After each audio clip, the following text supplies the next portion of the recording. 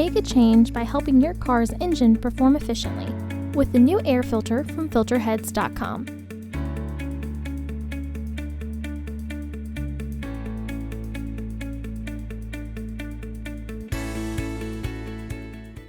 To access the air filter, first open the hood.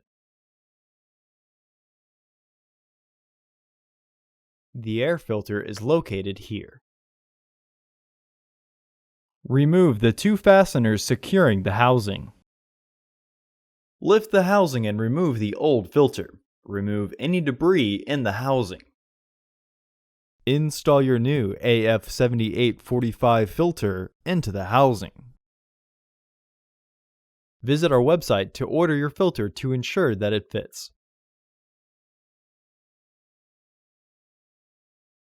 Slide the tabs of the filter cover back into place and make sure that it is secure.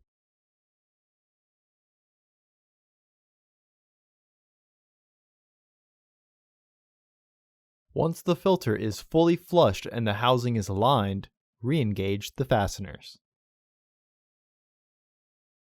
Close the hood. Visit our website to order your filter to ensure that it fits.